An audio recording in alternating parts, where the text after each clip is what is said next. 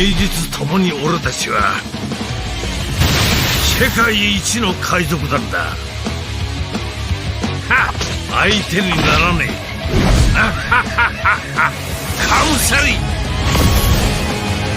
お前と会うのも最後かもしれねえからな、白ひげ。さあ行くぞ、生きててこその殺し合い。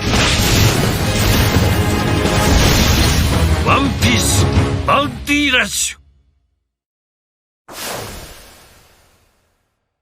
わっはっはっは。Yo guys, how you doing? So right now the end credits from the EX Whitebeard release is completed with the arrival of the greatest pirate in the world, Goldie Roger, after Joy Boy obviously. He came with a dark element and as a runner, but with a runner he has exceptionally good traits which makes him defender and attacker, all the three traits at the same time.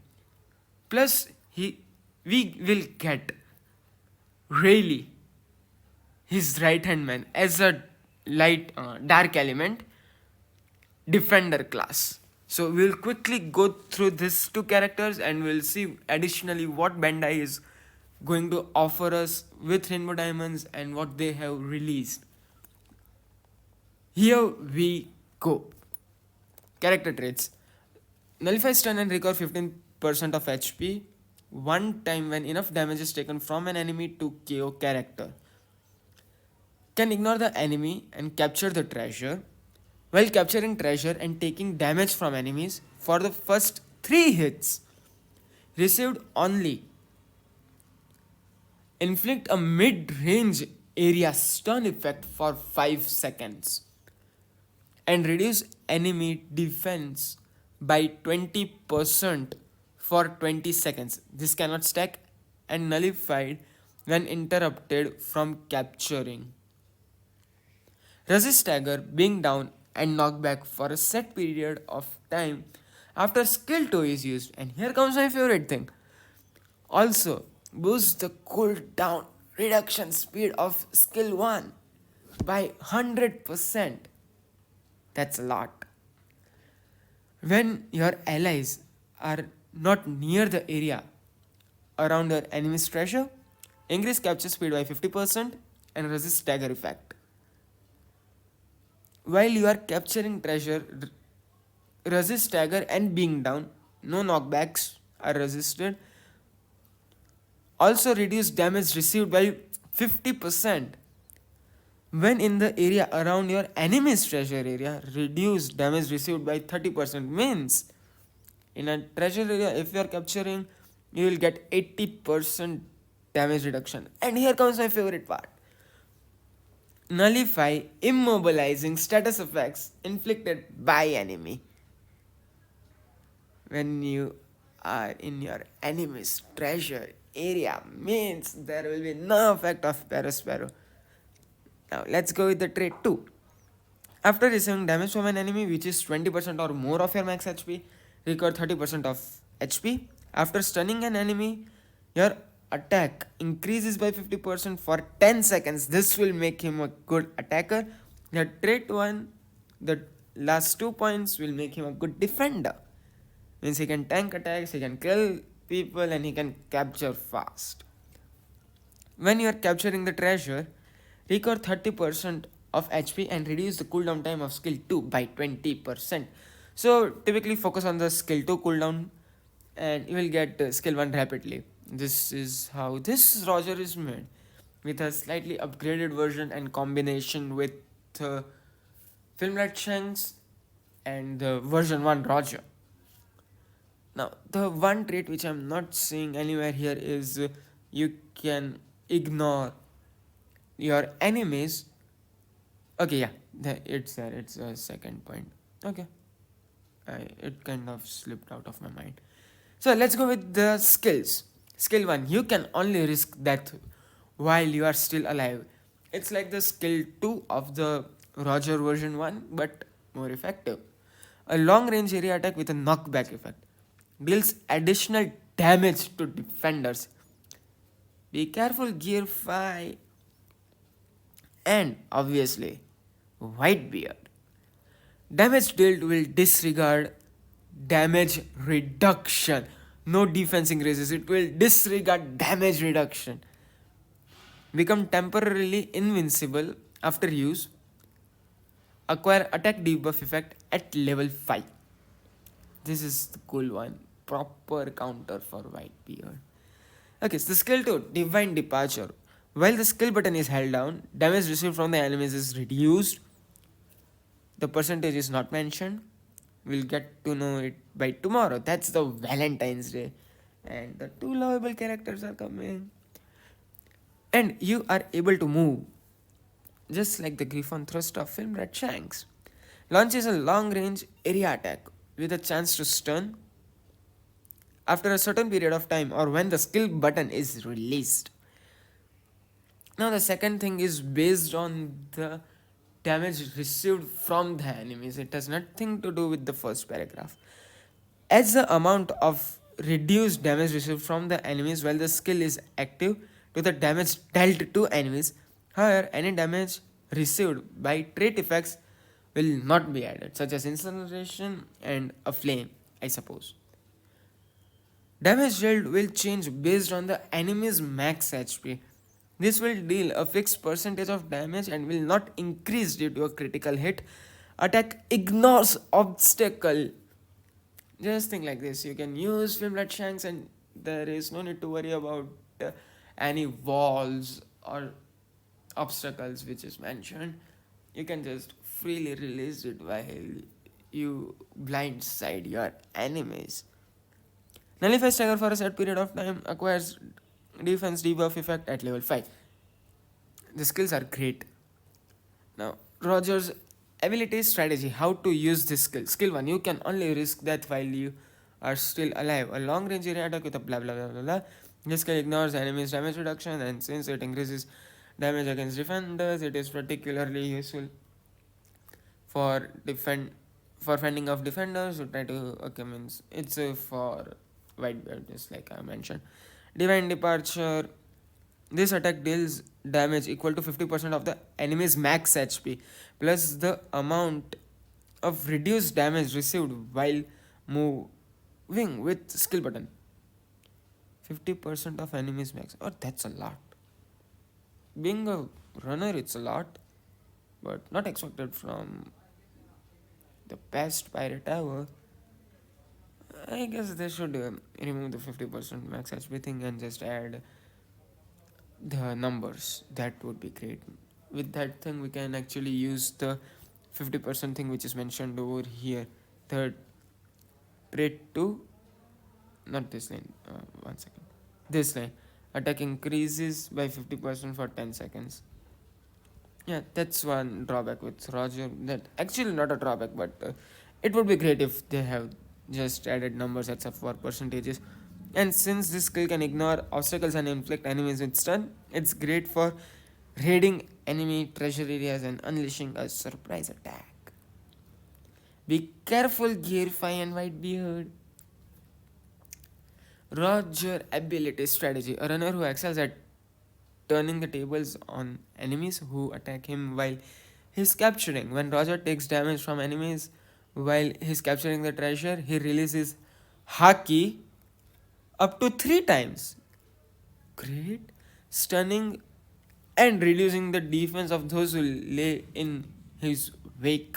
Plus, when he inflicts an enemy with stun, his attack increases by 50% for 10 seconds. He specifically rely on stun a lot. Means in traits, I guess he will get 100% stun thing. Okay, target enemies who leave opening and go for the KO. Damn, they are literally saying he's a runner, but you go for the KO. In situations where you nearly captured the treasure, ignoring the stunned by enemy and taking the treasure is also a good play. Depending on the situation, it's important to think about whether you should go for a KO or a capture. Okay. Capturing treasure reduces the cooldown of skill 2 divine departure, so you can be fully prepared to head to the next treasure area right away. Means a charge attack which will release divine departure with a runner's thing, means it's like Frankie riding the motorcycle. Rush around this stage and capture treasure, just how Roger traveled across the world and through the Grand Line in pursuit of riches and aim for a win. Well, this is nice line. I like this one.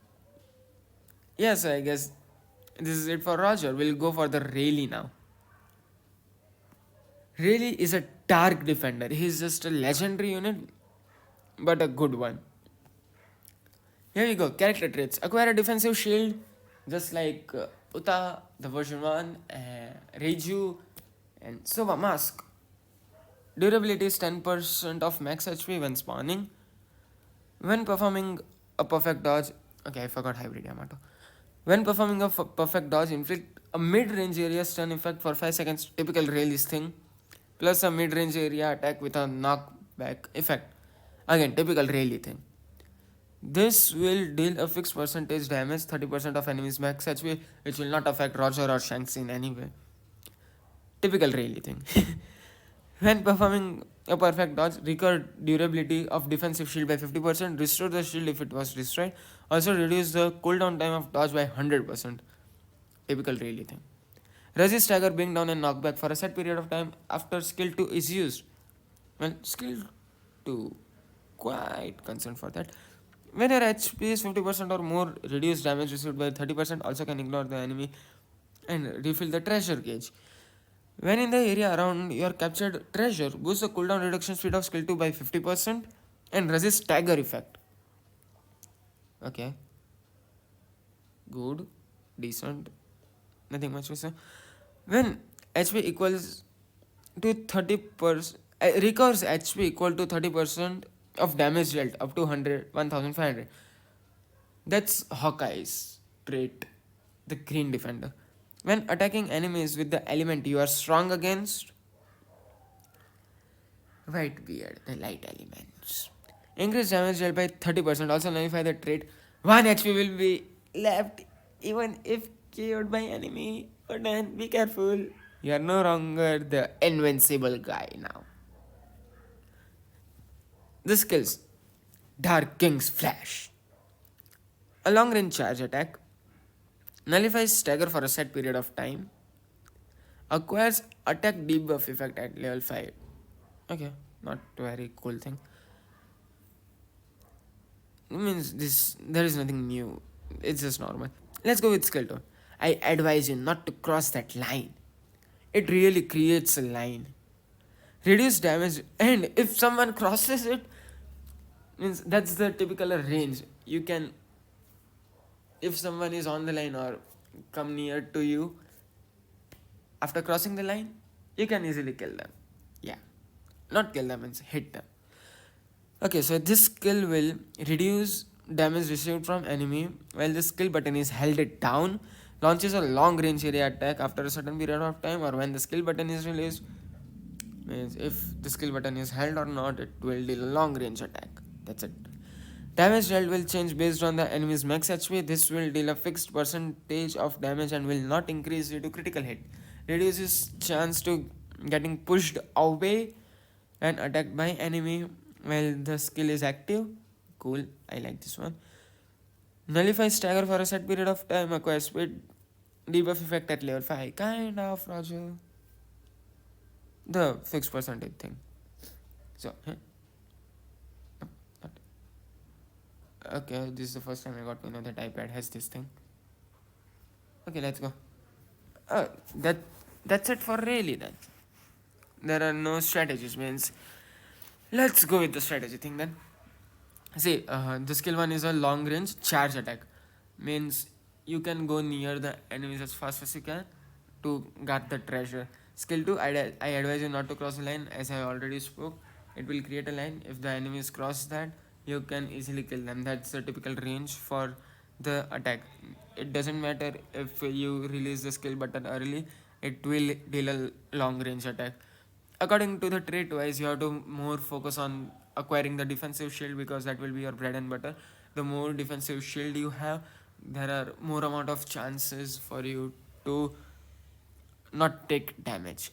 And this character has very easy way to acquire the defensive shield. It's by the dodge.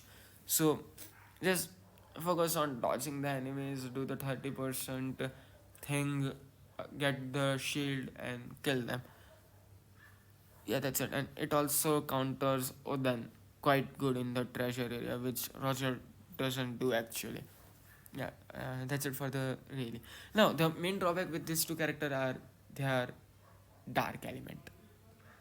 Means both the elements can have strong chance to kill Whitebeard, but a very weak chance up against RGB colors. Yep, that's one thing you should be concerned of. Plus, this with characters doesn't actually nullify the status effect infliction. Means use of hybrid Yamato types of characters will be of great advantage. Now, okay, additional thing from the live. Most used character rank from number 1 to 3 from Jan to June. King Zoro Shanks film red version from July to December. These are of 2023. From data collected 7/1/2022 to okay 12/31. It's something. Number 1 is Gear 5, number 2 is Zoro, and number 3 is Claw. The first thing was quite good. We got to saw a Bounty Festival unit except for a EX unit, but then 3Xs are always there. Also here, the Zoro gets swept away by Yes in the 2024 January season. Now, if you will do the like and repost this post, you will get the following rewards in the game. Starts at 13th Feb 2024. It's already started, means you can go and do it. Now, after all this thing, here we go. The main thing. 5th anniversary heartfelt thanks reward #3 will receive 50 rainbow diamonds.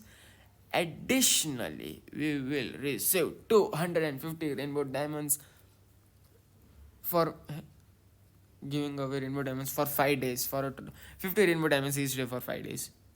At first, I was quite confused. 5 days, they will give us 250 rainbow diamonds. That's quite a lot, but no, that's not the case. Means a total of 300 rainbow diamonds. Plus, they are giving the free time 10 scout up to total of 6 free scouts. Cool. This will be for an entire month. Means with challenge battles, we'll receive additional 60. From SS League, additional 40. That's 100. Means 400 rainbow diamonds. Additionally, from daily logins, 40. 140 means 440. By completing that one rainbow diamond thing, if one rainbow diamond is there, then 30 more than 470 rainbow diamonds. Plus, from here and there, let's sum up to we'll receive 500 rainbow diamonds while the banner is on. And additionally, if the video which you saw in the starting will get there are few criteria. If you will complete that, you will receive 30 rainbow diamonds. So yeah, that's it for the live video. And these two characters are going to be released tomorrow. Means tomorrow is going to be a fun day with this both. I'll summon both of them. At least I can try for that. I actually want Rayleigh, Roger. I want him, but maybe there's a case. Maybe I'll get him, maybe I not. So yeah, I suppose that's it for the video then. I guess it's very long video. Then too, if you are still here, I really appreciate that. And if you enjoyed the video, don't forget to hit the like button, subscribe to the channel if you want more OPBR content. You can buy the special thanks so that you can support me for playing the games and informing you. I'll catch up with you guys in the next one then. See ya. Bye bye.